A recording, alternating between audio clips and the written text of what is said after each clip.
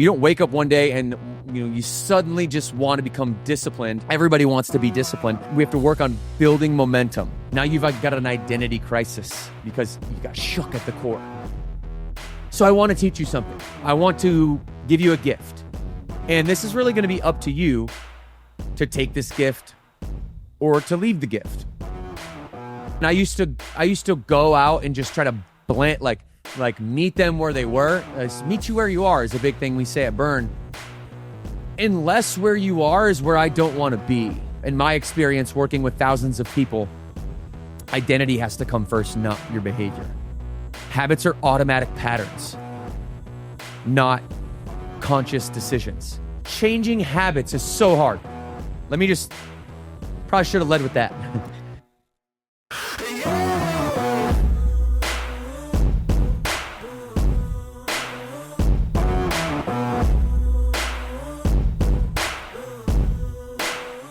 Hey everybody, welcome to the Burn Bootcamp podcast. Today is the best way to build better habits and break bad ones. This is episode 48, and I know that you are interested in this because everyone wants better habits. Everyone wants more discipline. Everybody wants more control. Everybody wants a little bit more consistency, but the truth is that no one wants to really do the hard things that it requires, the hard work, all right? We think that changing habits is just something that's natural, but it's really about changing identity. Habits aren't about motivation, okay? If it was about motivation, you probably already have the life you want. You got all the motivation you really need. You got all the inspiration you need. You really don't need to look too far for that, especially if you have a family. But most people don't fail because they don't know what to do. They fail because they keep asking motivation. Motivation is the key word to do this job for them that systems in your life need to do. Take this from me. I'm an entrepreneur. We don't rise to the scale of our inspiration. We only rise to the scale of our systems. Systems create a predictable outcome, and you kind of stop wishing for it and you start working towards something that's concrete, that's going to compound over time. You don't wake up one day and you suddenly just want to become disciplined. Everybody wants to be disciplined. We have to work on building momentum, building an environment in which momentum can just become the default, where discipline is inherently the same as momentum, that we gain momentum by gaining small discipline. Not discipline in the form of punishing ourselves, but discipline in the form of loving ourselves, because bad habits can creep in and they can absolutely destroy you. Take it from me, for example. Last April 21st, I set alcohol down permanently for the rest of my life because my habit that was compounding was I started drinking a little more and a little more and a little more. I never got to alcoholism, but I could see it around the corner. And I said, if I do not change my identity, I'm going to continue to break the habit that I don't really want to drink. This isn't part of the game plan. This is a habit that I've got into, and I don't have a system. I don't have a belief. I didn't change my identity. So the identity shift wasn't, hey, maybe we're going to start drinking a little less. No, that could work for some people, but not for me. What had to work for me was, hey, we are no longer a person who partakes in this activity that is not in alignment with your identity. And, I think another good point is bad habits aren't character flaws. Just because you are drinking too much alcohol doesn't make you a bad person. Bad habits are not character flaws. They're feedback. You found yourself in a position in which you can identify with. It's identity first, not behavior first. This feedback that you're getting, these are all signals to you. They're signals telling you that something in your life, mentally, emotionally, physically, spiritually, is not congruent. It's misaligned. And you do the habit because your mind, this thing we have in our brain, this memory, this thing we call memory, which sits largely in the hippocampus, this thing we call memory that we rely on, goes back, replays the tape of the past experiences in your life and reinforces who you are. Oh, you went through this experience. This was the outcome. This is how you were shaped. Oh, the car accident in which you lost your father. Now you have this belief system, and that was done unto you because you didn't have a system to shape it yourself. So what we're going to do is talk about systems today, a system that can get you in building better habits, better rituals, because a ritual is nothing more than a solidified habit. Now, we can have rituals that aren't serving us and rituals that do serve us, habits that don't serve us and habits that do serve us. A habit or a ritual isn't inherently bad or good. A habit or a ritual is in alignment with your identity. So we have to decide, who are you first? Who is your identity? Because here's what I know to be true. The great Tony Robbins built his entire career based on this one notion, that the most powerful force in human personality psychology is the force that dictates that you be in alignment with the blueprint or the life's outcome that you set out for.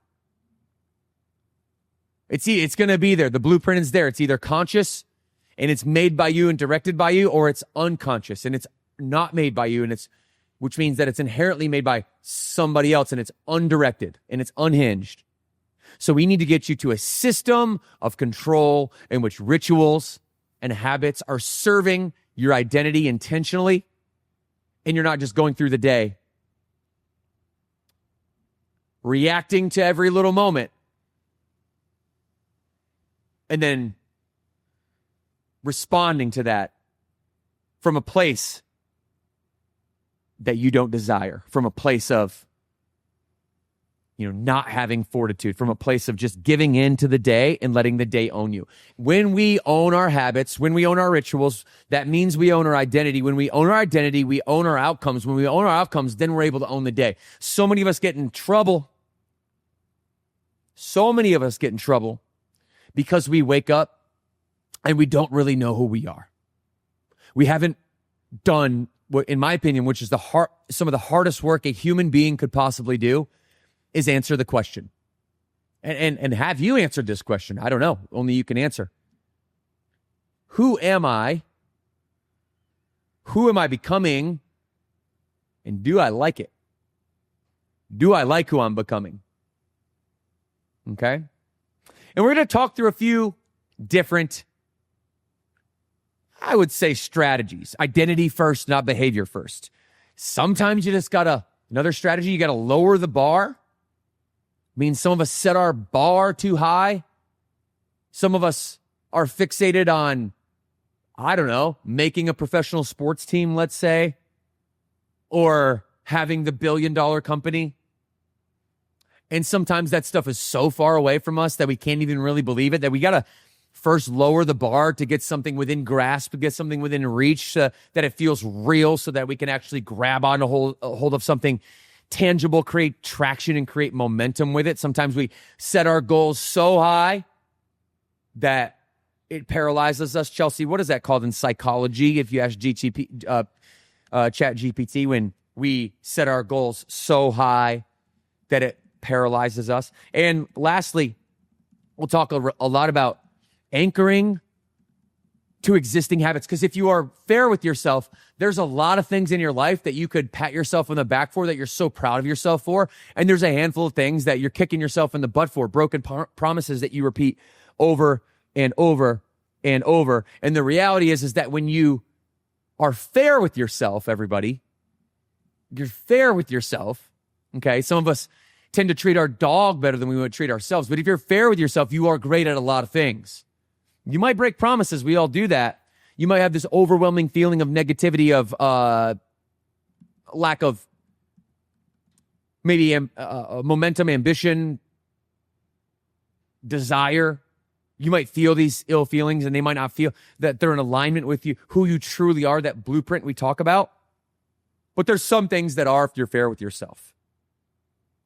The only way we get into severe depression outside of the 0.001% of those who are like extremely genetically predisposed is we just get in this cycle of momentum in which everything is negative, and then because we think negatively all the time, then we have experiences that are negative, and when we have negative experiences, we have negative outcomes, which reinforce the negative belief. So we've got to be fair to ourselves and anchor rituals or habits to existing rituals or habits that are already good. Blow that up for me, Chelsea, on the screen so everybody can see it. Lay that over the screen. I don't know if this is what you're looking for, but it's telling me it's perfectionism-induced paralysis. Yeah, throw that up there. Yeah, so perfectionism-induced paralysis. Who has this? Who suffers from this? Where every little thing needs to be in a row, yet nothing is ever in a row. When the standard is so high that starting it feels risky, so you don't start at all. Some of us call this paralysis by analysis, the tyranny of high expectations, goal overwhelm, fear-based perfectionism, all or nothing thinking. I call this absolutism. Anybody that's so certain that leaves no room for interpretation, meaning that all or nothing, literally, it's absolutely everything or absolutely nothing. Like sugar, for a good example. Sugar for a lot of people is this, I absolutely cannot have it at all. We'll talk about that. Because in my experience, having a leash in general is a little bit easier to manage in the long run than being handcuffed to the fire hydrant or whatever, where you can't move. All right, so let's get into it. There's my little opening monologue. That's what today is all about. But before we do that, episode 46 last week was how to perform reps for most muscular growth. We talk a lot about mechanical tension and things you need to look out for in your fitness journey when you are strength training. We go over the NASM OPT model, and I wanted to give you that cup of tea in case that's your interest today. All right, so let's dive into this, everybody. And I think I'll start by telling you a story. We go to Fleming Island on my Proud Tour. This is the 5th stop on the Proud Tour. I meet a member, brand new connection for me, but a longtime member, and her name is Brooke. And Brooke had this tragic motorcycle accident in which she basically lost full functionality of her, is her left foot. Like 10 screws, a plate, minimal, flexion or rotation in all planes. With her ankle. So this is something that crushes most people. Why would an injury like this crush most people? Okay, well, if your identity is shallow, meaning that the only thing that makes you who you are, the only thing that defines your blueprint is the physical performance that you have, let's just say. Maybe you're a marathon runner. Brooke is an avid burn boot camper. She wants to come and jump on the boxes and do the hurdles and double under jump rope. If all of her identity, the stake of her entire game is held on fragilely on that one thread, and then something goes down, an event like a world-shattering type event where that preconceived notion, that blueprint that you had laid out for you is entirely blown up because of some controllable external circumstance in your life, then that can absolutely, and does for most individuals, absolutely clobber you, and you go into a deep depression very quickly. Because, again, Tony Robbins told us, and I believe this, and I've seen this over and over, that the most powerful force in human nature is the force to be consistent with the person or identity in which you currently identify with now and into the future. So meaning it's very powerful, your vision of yourself, and staying on that vision, staying on that blueprint or following that road ahead means that we are going to experience satisfaction and happiness because that's what we set out for. Now, getting off of that path at all, if you leave no wiggle room, if you're the person that says, this is the way it's going to be, no matter what, I have to be this way, and you're rigid in your thinking, and you leave no room for life circumstances to happen, then you're vulnerable to your identity being completely blown up.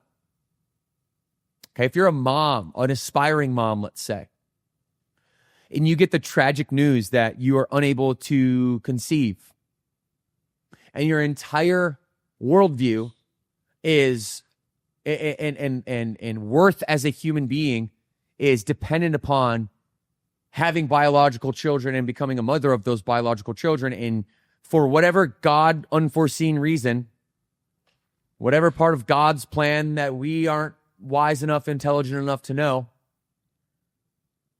for whatever reason that hits you and it shakes your whole world, now you've got an identity crisis because you got shook at the core. So I want to teach you something. I want to give you a gift. And this is really going to be up to you to take this gift or to leave the gift. But it's the gift of having an unshakable nature.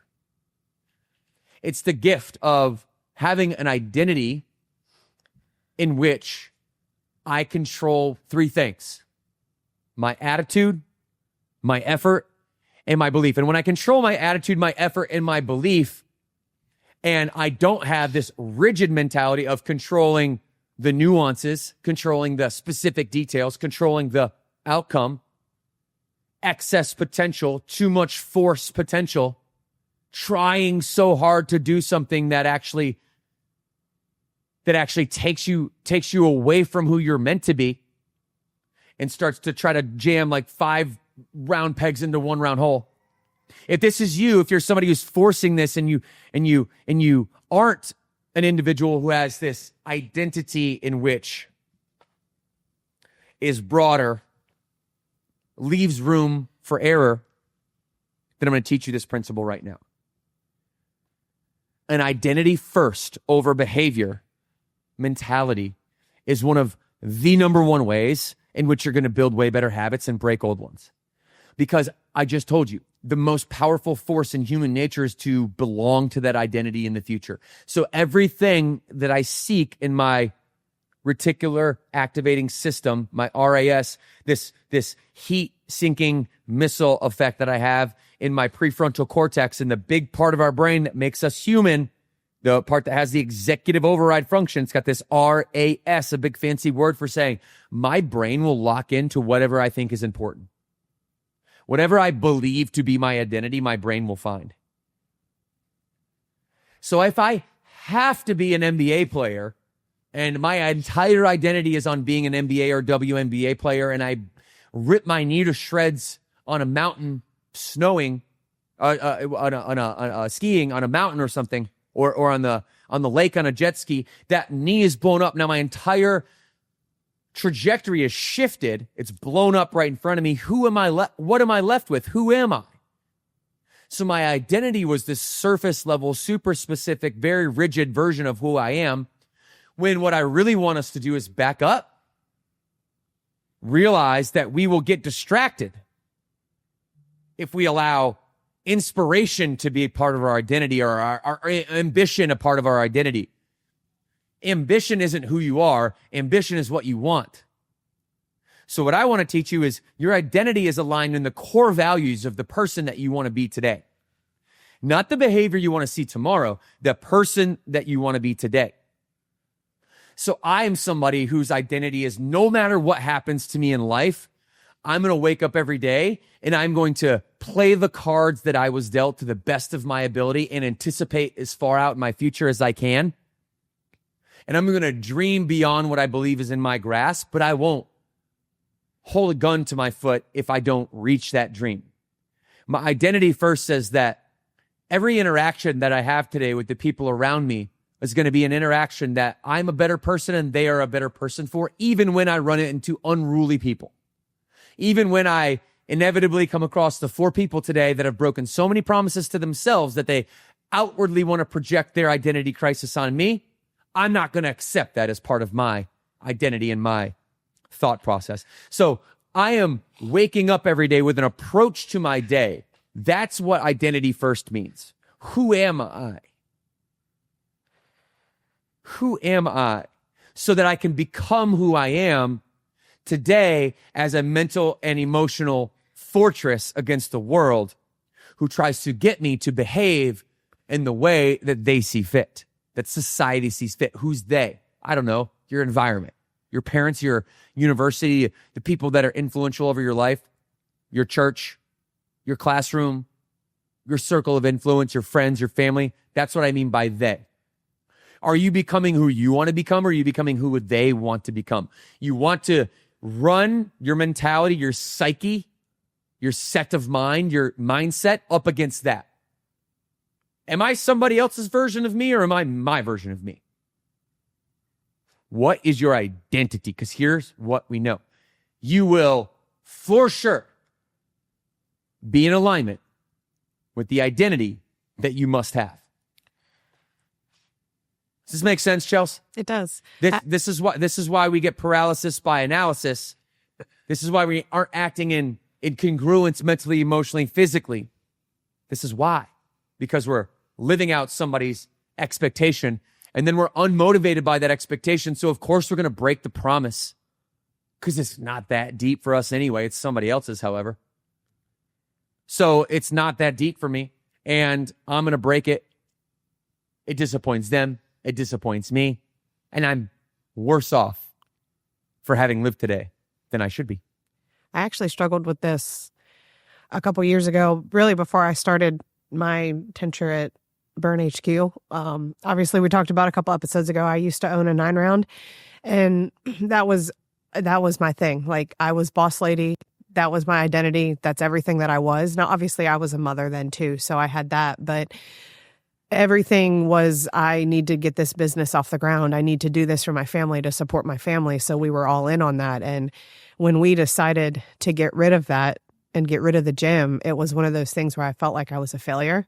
And it took me a long time to get myself out of hey, just because this happened, this isn't your whole identity. You're a mother, you're all of these things. So I resonated with that, because that was something I really struggled with. And it took me forever to even want to find a gym home after that, because it was I don't know if I can go into another gym and see it successful when I know I had to get rid of mine. And it was this whole thing that I played in my head to get out of that, to be hey, those things do not show that that's your identity. You're a whole different person. And it's taken me the last couple of years at Burn HQ to really fall into that. And I feel like everybody here has really helped me figure out, okay, this is who I am as a person. And that's what it's all about. You don't change your life by doing, or not doing, in Chelsea's case, something big once, like crushing it with a business or whatever it might be. You change your life, you change your identity by the small decisions that you're going to make every day, how you're going to act from a core value perspective. That's your backdrop. That's your backdrop. And when no one's watching, that's the most important thing. When it doesn't feel impressive, that's when it's the most important. I had this poisonous oak tree that I was watering.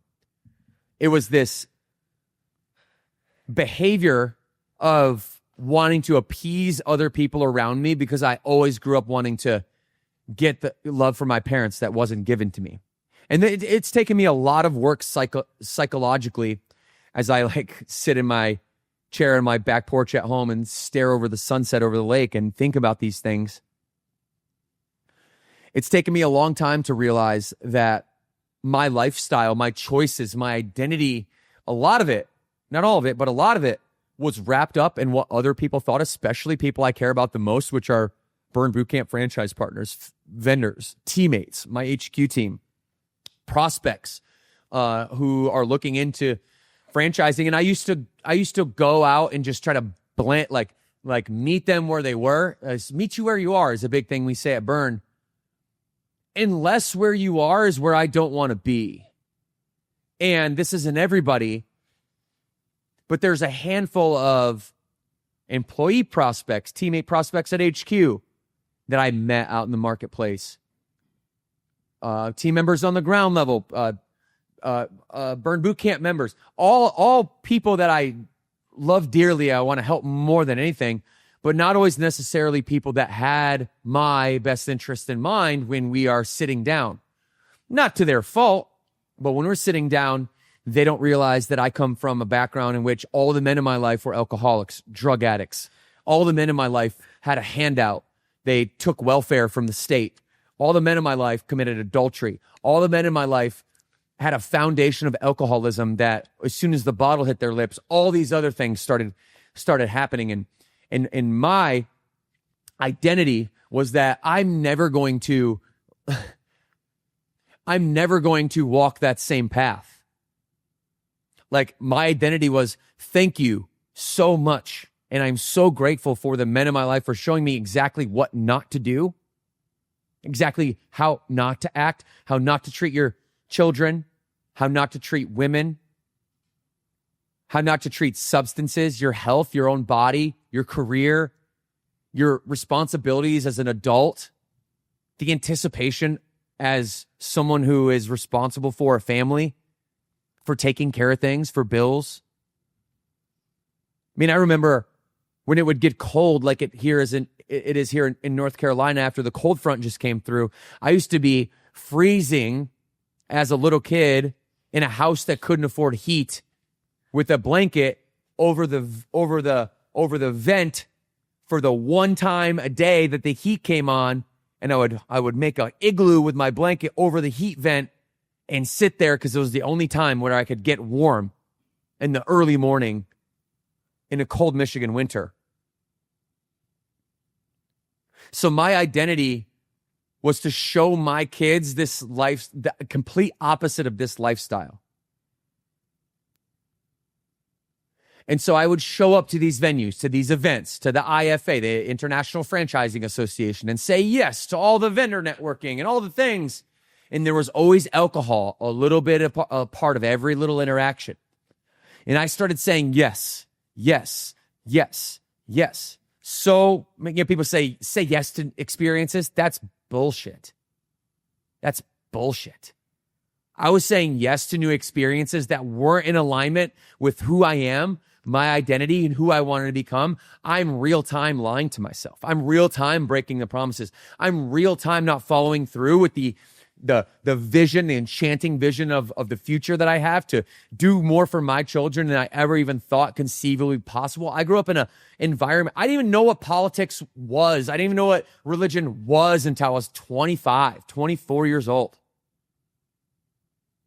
I grew up where nothing mattered, but like, what are we doing to party tomorrow? That's it. And so I kept giving in over and over and over to these behaviors. And it wasn't in line with my identity, and I was becoming slowly miserable. Here I am, the multi-millionaire, the guy who has like the life all the entrepreneurs want to have, owns his own company. There's nobody that has their dirty paws in it, no big private equity. They're not public. They own it. They do what they want with it. It's a family-owned company. They do what they love with who they love. They travel all over the place. He has the business, seems like an amazing father. It seems like he has a great business, has everything put together. Man, what a role model this guy is. And in my head, ideally, that's exactly what I want to be.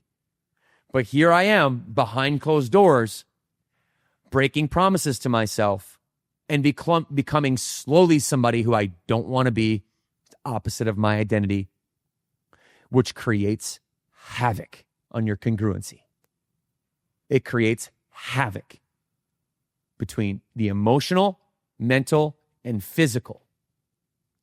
You don't know who you are because when you're physically feeling good, emotionally and mentally you're aligned. As soon as you go to that emotional, mental place that you don't want to be, all of a sudden you feel bad physically. You guys know what I'm saying? So becoming an alignment and defining, here's the punchline. Define who you are today and who you want to be. I had to become somebody who set that glass of alcohol down. I'm not demonizing it. I'm not suggesting you should. I'm suggesting that it's not healthy and that you should moderate at the very least. But I'm somebody whose identity was incongruent because I was doing something physically that was causing harm mentally. It was a behavior that I needed to kick. And in April of this year, I did. It was easy for me because I made this realization. Change is hard for you because you're not making this connection. You think you need to wake up and force yourself against these bad habits and will your way against, tearing down this behavior that's in front of you. And I'll show you, self, I'm stronger than I've given myself credit for. I could pull myself up by my bootstraps and do it. If you can, and that works for you and that's your way, then do it. In my experience, working with thousands of people, identity has to come first, not your behavior. Habits are automatic patterns, not conscious decisions. So if you want your automatic patterns to work for you, then you need to make conscious decisions about your automatic habits. Are you guys following me here? Is this making sense? Become it. Become it. Okay? Become who you want to be, not who other people want you to be. And I think that's really good for the first point. Why? Why though? Like, why are we talking about this? Like, because habits are automatic. And if you don't steward yourself, somebody else will. Willpower isn't strong enough. The role of this is why I don't like mentors. Because the role of some mentor or coach or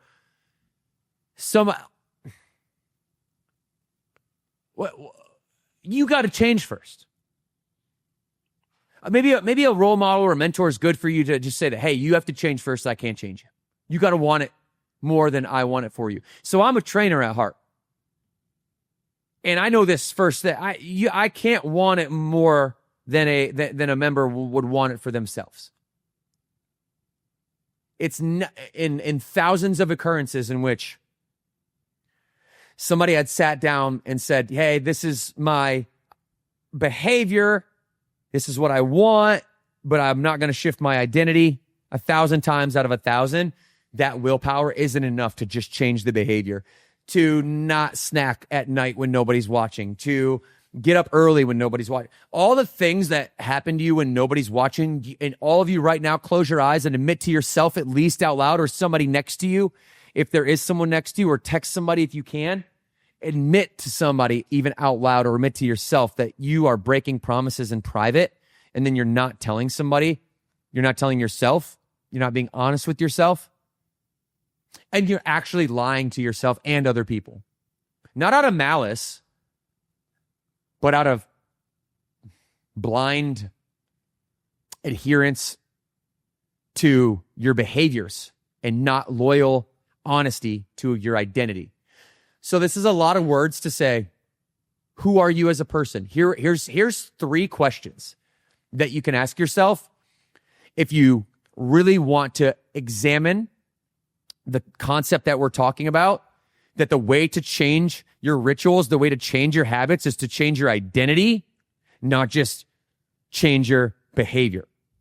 To change your identity, you first have to say, who am I? Like, really, who am I? And use core values as your backstop. Like, who am I from a core value perspective? Okay. Next question. In my head, what is my identity? Who am I really? Who do I want to be? Okay. And then the third question, this is where honesty comes in. This is where most of us will fail when we do this exercise. You ask the question, but you have to really know the answer. Where am I at versus where I want to be? So, who am I today? Who do I really want to be? And where am I at today versus who I really want to be? Write down your identity. Write down the underlying part of your identity, which is your core values. Core values. I'm going to pull up real quickly the Kline core values. This isn't core values for the organization. I'll say that one too, I guess, while we're at it. The organization's core values here at Burn Bootcamp, people first. Doesn't mean people get whatever they want. It means whenever they want it. It doesn't mean that, because I asked for it, I get it. It means that we put the vision of individual people ahead of the vision for the company, knowing that when we recruit people based on their vision and their intensity around their identity, that we're going to then see behavior that we would want to see in the organization. So people first is not saying everybody gets what they want all the time. No. That's what society's version of people first is. That's called entitlement. Our version of people first is tell me who you are so I can hold you most accountable to who you said you are and be honest with you when you are incongruent in your lifestyle. That's people first. Authenticity is number 2. It means just showing up, being who you are. I don't like wearing suits and ties. I'm not going to do it. I don't have anybody to impress. You don't like it? Then there's plenty of companies in which their leaders wear suits and ties and try to like put on some front. This is who we're going to be. We're going to be ourselves. We're going to be happy always and positive and optimistic, but we're never going to be satisfied. We're always going to demand more out of you than you're willing to demand out of yourself. We believe that self-actualization is the highest form of human need, and we believe you join this company as a member, a teammate, a franchise partner to experience the highest version of yourself you possibly can. And we have to stay authentic because we can't transfer the energy that we don't have, meaning you can't teach somebody to change their life if that's not inherently who we are as life changers. Meaning I can't transfer the transformation energy that I have with me and Flint Cone and the experience that I've gone through with Flint. I can't transfer that onto you unless I've experienced that before. Okay? I hope I'm driving the point home here, because this is really just one long point. But it's really shifting from I'm trying to I'm somebody who. I am, not I'm attempting. I am is very powerful. I want to, I should do this. I should do that. I should. You should all over yourself. And now all of a sudden, you're buried in should. It's over. You're up to your head in should, and you have no action. No action is done. This should all over you. The rotten smell of should. Do. I will. I am. Now. I'm someone who is. And it's not that you can't lift the weight. It's not that you can't start the business. It's not that you can't. Get can't right out of your vocabulary if you're trying to change your habits, trying to change your life. Get can't out of there. I haven't yet. The language of losers or the words of winners, my friends. You have a choice. There's a very clear distinction. I haven't yet is the words of winners. I can't is the language of losers. If you say I can't, you won't. If you say I haven't yet, you're admitting humility, but you're admitting possibility. So I'm humble enough to know that I hadn't reached the weight loss goal yet or lifted up that weight yet. I'm not going to tell myself I can't because I'm shutting off my possibility. I'm telling myself, I got a lot of work to do, but I can and I will. Watch me. I haven't yet. If you listen, are you listening? Like, listen to that. It's so powerful. Did you hear what I said? Don't just be listening passively. Write that down. I can't. Should just be eliminated. I haven't yet. That one change can change your life because words really matter. You know what changes your life faster than anything else? Changes your state faster than your emotional state faster than anything else. Moving your body, going to camp, igniting physiology. You know what number 2 is? You know what number 2 is? Words. Words and posture. How you use your body when you speak and what you say really matters. Pay attention to what you say. Okay. Point number 2. You guys hanging with me? Good. Point number 2. And this is about the only time you'll hear me say this. Are you ready for it? Point number 2, the only time you're going to hear me say this is when you are not in alignment with your identity, when you're in alignment with somebody else's identity or some unrealistic analysis by paralysis, far-fetched, magical dreamland version of some goal that you have I want you to lower the bar to something that's actually attainable. I want you to lower the bar low enough so that we can get momentum. Because here's what happens. I'm 18. I'm a good sophomore high school basketball player. I got people in my hometown telling me I should go play at the next level. I've got Auburn University on my mind, Alabama on my mind. I'm from like some suburb of like Tuscaloosa, and I'm a pretty good player. But I'm definitely not a Division I, 5-star, blue chip recruit destined for Alabama. If I listen to everybody else around me in my community that tells me I should be here, and I listen to their version of me and their blueprint for me, and then I'm not even close to that, depression is around the corner. You're one D2 scholarship away from being ultimately depressed. Do you see where this can go? Where I live the life of other people's blueprint for me. And I'm trying to like go to the NBA before I've scored my first basket. And it's like how paralyzing is to have these big goals. In entrepreneurship, I run into this all the time.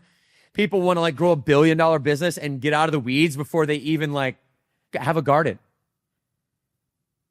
You don't even have a garden yet, and you're talking about getting out of the weeds. It's like you haven't even gotten your hands dirty to like rip out the weeds that have manifested the backyard enough to like actually like rip out the soil, put new soil in, and give yourself a chance to even have a garden. You're already talking about, do you know what I mean? So I want you to do something for me, and I want you to do whatever, in whatever context, health, fitness performance, business performance, parenting. It's like, what's the minimum amount of success that you could achieve right now, today, right now, maybe tomorrow morning, that's in alignment with who you want to be, that identity? And what's the minimum amount of activity that you could do repeatedly, that you know you could do? That's so easy. That's so, and actually, it's kind of humbling because sometimes we have to go down all the way to like a pathetic goal. And I'm not saying that to sound offensive. I'm saying that because it's true. And I've worked with so many people in the past that have broken so like thousands of promises to themselves just this week. And that's been every week for decades on decades on decades. And if I don't get them a little bit of momentum, then the downward spiral has so much ferocity and velocity that it's going to suicide. Or it's going to manic, like chronic depression, in which all the belief systems are broken. And the devil has a hold of you in every way, shape, or form. So I want you to lower the bar to the lowest, most manageable, repeatable ritual that you can do every single day. This is why people say, like, get up in the morning and make your bed. Get up in the morning and clean your room. Get up in the morning and brush your teeth. I have faith in humanity. Most people that I run into have a clean room. They have their bed made. They're brushing their teeth. But as soon as they get outside of their own boundary, as soon as you go in their car, now you know where their true character is. How do you take care of your car? Because it's that one place in which it's not inside your home, but it's not inside somebody else's domicile. It's still your domicile, but you actually don't really have to share it with other people. It's really your space. Like a lot of times as adults, we share our house or we share our bedroom, or you don't share your car for the most part. So what does your car look like? And so let's lower the bar to what I often will coach people up and tell them to just clean your car.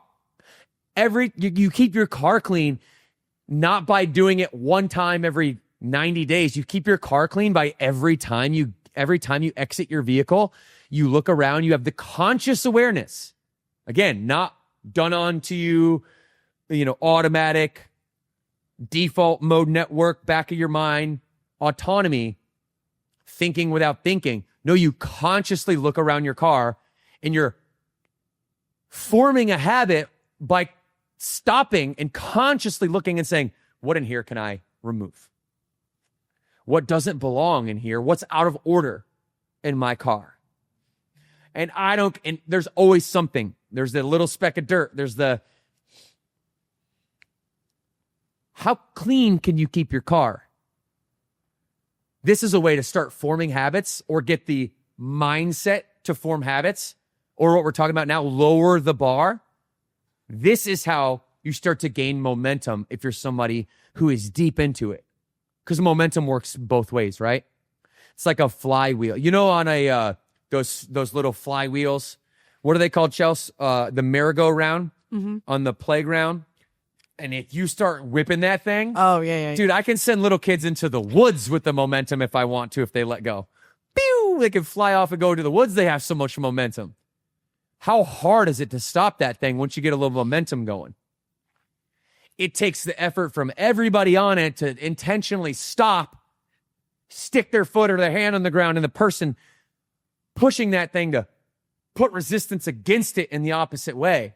It's a lot harder to slow down any type of momentum, negative or positive. It's really hard to slow that momentum down. But once we do the hard thing, which is getting in our car, slowing the momentum of the merry-go-round by looking around, sticking your foot on it, putting your fingers on it to create resistance in the opposite direction. I'm actually doing that metaphorically by saying, what do I need to clean out in here? And I promise you, if you lower the bar to just stop that momentum, look around your car, look around your bedroom, look around your bathroom, ask yourself consistently, what can I clean up here?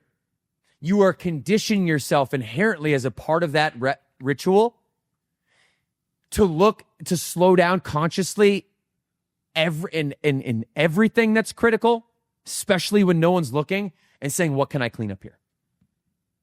Okay, so lowering the bar might sound on the surface not like something DK shouldn't say, but I'm practical and I've helped many people in lowering the bar to stop the momentum of negativity first, of that velocity going south. To stop it oftentimes just requires you to do something very, very simple. Okay, very simple. Too many of us want to put the bar way up here. Okay, it'll get there. Your momentum can start going the other way, but it has to stop first, and you have to consciously stop it. It will not happen on its own. Then and only then can you go to number 3 and replace, don't just remove altogether, but replacing old rituals and old habits. Okay, that ritual, that habit that took up space and energy in your life. Energy cannot be created nor destroyed. It can only transmute form. So if we are getting rid of or doing away with energy associated to this behavior that it wasn't in alignment with our identity, if we're going to do away with that, then we need to replace that with something positive. This is where you can start to my point number 3 is where you can start to anchor new habits to existing habits. And it's going back to saying, if you are fair to yourself, which you should be, because there's parts of you that are amazing, even if you're ultimately discontent with yourself today, if you're fair with yourself, there are parts of you that you can attach to. You're an amazing friend. You're a great lover. You are an amazing business owner. You're an entrepreneur. You're a fantastic mother. You're the best sister in the world. You are the shoulder to lean on in your family. What can you hang your hat on and say, you know what? I'm really good at that. I'm a fan. Because we've got to give ourselves credit. It can't just be about fixing all the things that are wrong with us all the time. Try that for 3 months. Try that. Try to have one version of yourself being perfect. Carl Jung's, we talk about on the podcast all the time. Carl Jung's, the father of psychoanalytical therapy, his shadow version. Try having that person be the harshest critic in the world all the time. You're going to be depressed and in your bed. Because there's this other version of yourself that should celebrate. Should be critical, of course, but should also celebrate. Stopping to smell the roses is something that I displaced the energy of drinking alcohol, and I had to replace that energy with smelling the roses, stopping to smell the roses, and to notice when something was, even a little thing, was above and beyond that somebody did. Because my alcohol was centered on bonding. It was centered on bonding, and the byproduct of alcohol was that I was close to alcoholism. I could see it around the corner. It's funny, but I joke with some people who I'm trying to help out with this because a lot of people are asking me about it. And I'll joke around with them and said, like, man, if I could have seen around the corner a little bit more, there's like a version of myself that's like homeless and on the streets because of my behavior. If it projected out, or a version of my father that I didn't want to be, and I refused to be that. But I had to replace that bonding energy. I had to replace that with something. And you know what I do now every single day? I text 3 to 5 of our franchise partners, or it's our HQ team as well. Usually both. And I recognize them for something that they did that was fantastic. And I try to make it something that somebody else didn't recognize and that wasn't obvious. And that has replaced the bond, the connection that once was filled with alcohol. So I anchored the energy from an old habit, and I anchored that to an existing habit. An existing habit is I'm available to all my franchise partners. Let's not be available only when alcohol is available. Let's not have alcohol at every franchise advisory council meeting. Let's not have alcohol at every summit. Let's not have alcohol as a part of our interactions. Let's have encouragement, mentorship, honesty, and celebration at the center of our bond. Now I'm in alignment with my identity, not in alignment with not beating myself up because I partook in some behavior. So I hope by me sharing a little bit around my actual example with alcohol, that you're able to start to clearly see what this picture looks like, and how the 3 points that I'm trying to string together today: identity first, not behavior, lowering the bar enough to stop that flywheel of negative momentum just long enough to start pushing it in the other way with enough believability in this thing that you're setting, this bar that you're lowering, even if it might be pathetic by nature and humble to have to admit that you have to lower it so low, to like brushing your teeth or cleaning your car. But at least you're starting somewhere. You're becoming humble in the process. And now when we are identity driven, we're anchored in humility. We're great at something we can attach. We can attach the identity that we transmuted from bad energy to new energy to a habit that's already existed. I hope I just try to mind map that so you can start to create these connections and start to think differently. If you're repeating what I'm saying in your head right now, what's going on in your brain is neuroplasticity, and you're starving bad thought patterns and you're watering and nourishing good thought patterns. Now we can become a different person. Now we can have rituals into our lives, and now we can control and own our day rather than get disoriented, distracted, and consistently break promises to ourselves. So it's about the system that I just explained to you, not some willpower, not some inspiration, not some motivation. All these things are a byproduct of identity. Who are you? Burn Bootcamp has changed the identity of thousands, hundreds of thousands, if not millions at this point. And you know, because you go to their Instagram handle and you see Burn Fit Mom 164, Strong Sally 17, Never Me Again, New Me Not Old Me 4732, whatever it is. You are the name in which you have is the embodiment of your identity. If I look at your cell phone screen and then I look at your Instagram handle, those two inputs, I bet I can tell you largely who you are, what your personality is like, what you care about, what you don't care about, what energy you're trying to bring to your family, to your community, and what energy you're not trying to bring to your family and your community just by those two things. So, what do those two things say about you? Wow. All right. I think that does it. I think that's pretty much the conversation that I wanted to have with you today. As always, we're on YouTube, Instagram. If you want to DM me directly on YouTube, comment below. Tell me where are you at today? Are you living by the version of other people's, identity of you? Or are you living by your own identity? And what are your thoughts around this whole identity crisis that we may or may not have? Are you in alignment with who you want to be? These are some really deep questions. The hardest work, people, that you can possibly do is to change the person you are tomorrow from the person you are today. It's to change who you are. Changing habits is so hard. Probably should have led with that. The work we're doing today isn't easy because it requires you to know yourself. Knowing yourself requires you to have honesty with yourself. What's working, what's not working? What do I really want? What don't I really want? So the hardest thing to do is to become the version you want to be tomorrow when you're not that version of the person that you are today.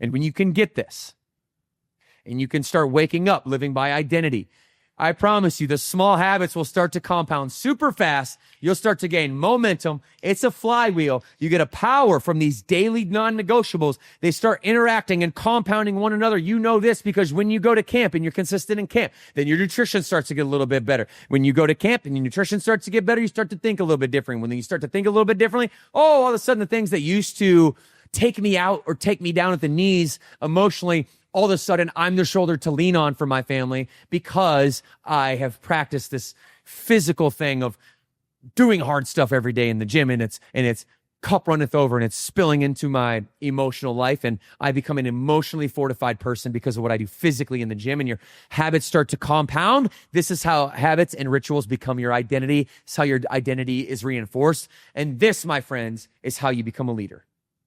You don't get to be a leader because you self-appoint yourself a leader. You don't get to be a leader because somebody gave you a title. You don't get to be a leader because you're the parent.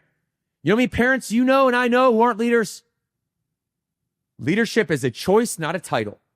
And until you are congruent with your identity and you're running the play, meaning the play of becoming the self-actualizing everything you can be every day by paying attention to your habits and your rituals. Oh, it's such a good feeling.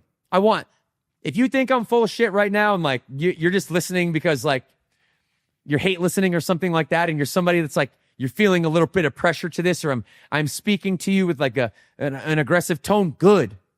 I want to push you. I want you to go. I want you to move.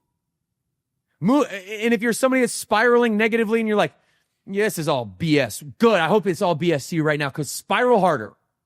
Spiral harder to the point in which you hit the ground and there's no more room to fall, because I'll still be there for you. I'll still be there. When there's no more room to fall, I'll still be there. You'll be all right. You still have life to live. And maybe when there's nowhere else to turn, maybe when you've exhausted every other strategy, maybe when you blamed everything in your life that is outside of your control, then you'll come back home. Then you'll come back to God. Then you'll come back to my attitude, my effort, my belief, my emotions, my spirit, my physical, my nature. All of my choices, all of my energy is aligned into my identity of who I want to become, and most importantly, who I do not want to become. This is the work, people. Have an amazing day. Think about it. Meditate on it. Go on a walk. Continue your walk now or your drive. Be in silence. Think about this conversation. Today we broke down how to build better habits. I want you to become everything that you want to be. And I want everyone in your life who wants you to be there for them. I want you to be there for them. I want you to feel the satisfaction of not having an ultimatum in life, building success or building health or building the body or the family. All this is just choice. I heard somebody tell me the other day, I taught my kid that you get one of two pathways in life. You get the strong pathway or you get the smart pathway. That you get to be physically strong or you get to be intellectually strong. Well, I hope I'm a walking testament to being strong physically, mentally, emotionally, being strong publicly, being strong privately, being strong for your family, being strong for your business, your community. And strength isn't something that exists in some part of your life and not in others. Strength is a decision on who you are. Strength is what you become when you do hard things. All right?